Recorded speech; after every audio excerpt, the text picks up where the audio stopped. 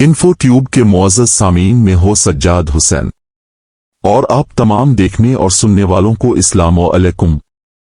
नाज़रीन, वैसे तो बहुत से शाही खानदान गुजरे हैं, लेकिन दो खानदान ऐसे हैं जिनका जिक्र सुनकर शायद ही कोई आंख ऐसी हो जो अश्क बार ना हो।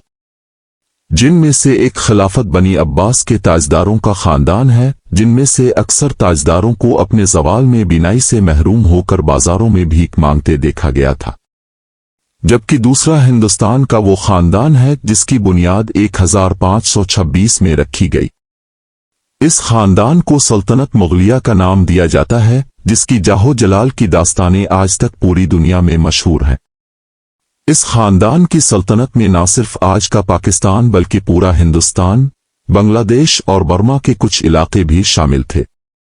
लेकिन फिर जब मुगल तलवार को छोड़कर अय्याशी में मुब्तला हो गए तो उनका ज़वाल शुरू हो गया, और ज़वाल इस कदर संगीन हद तक आन पहुंचा कि आखिरी मुगल बादशाह इंतहाई जिल्लत की मौत मरा और इसे हिंदुस्तान से कहीं दूर रंगून के इलाके में दफन किया गया।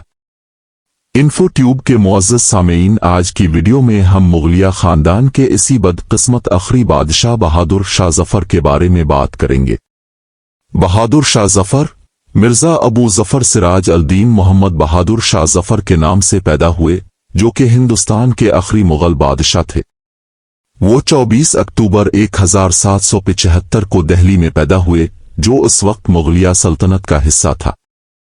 बहादुर शाह जफर अपने वालिद अकबर शाह सानी की वफात के बाद 1837 में तख्त पर बैठे।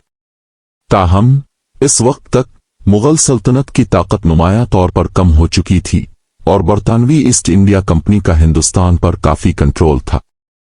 जफर का दौर हुकूमत ज्यादातर रस्मी था। अंग्रेजों ने मुल्क पर मुअस्सिर तरीके से हुकूमत की। 1857 की हिंदुस्तानी बगावत के दौरान, जिसे सिपाही बगावत आज़ादी की पहली जंग भी कहा जाता है, बहादुर शाह जफर को अलामती तौर पर बागियों ने बगावत का रहनुमा मुंतखब किया था। इसे मुत्तहिद करने वाली शख्सियत के तौर पर देखा जाता था और बगावत के साथ इसकी वाबस्तगी की वजह से इसके बाद बरतानवी अफवाज ने इसे पकड़ लिया। बगावत को दबाने के बाद बहादुर शाह जफर को 1858 में बरतानवी कंट्रोल वाले बर्मा, जिसे अब म्यांमार कहते हैं, इनके इलाके रंगून, जिसे अब यंगोन कहा जाता है, में जलावतन कर दिया गया था। वो 7 नवंबर 1862 को अपनी मौत तक वहां असीरी में रहे। जफर को रंगून में दफन किया गया और उनका मकबरा 20वीं सदी के अवाल में हिंदुस्तानी कौम परस्तों के लिए जियारतगाह बन गया। बहादुर शाह जफर को शायर और फन के सरपरस्त के तौर पर याद किया जाता है। उन्होंने जफर के कलमी नाम से शायरी की और उनकी तख्लीकात आज भी उनकी गजालियती खूबसूरती और मोहब्बत, नुकसान और आरजू के मौज़ूआत के लिए मशहूर है।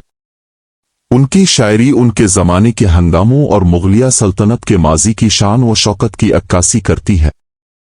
आज बहादुर शाह जफर बरतानवी इस्तेमार के खिलाफ मुज़ाहमत की अलामत और मुगल खानदान के आखिरी नुमाइंदे के तौर पर हिंदुस्तानी तारीख में एक अहम मकाम रखता। उनकी जिंदगी और शायरी फनकारों, अदीबों और मुअर्रिखीन को मुतासिर करती रहती है। नाजरीन, बहादुर शाह जफर की दास्तान से एक बात तो वाज़ेह हो जाती है कि जो हुक्मरान अपनी हुकूमत और अपनी रियाया की हिफाजत नहीं कर सकते, तबाही इनका मुकद्दर बन जाती। दोस्तों, अगर आपको मेरी वीडियो पसंद आई है तो मेरे चैनल को सब्सक्राइब करना ना भूलें। शुक्रिया।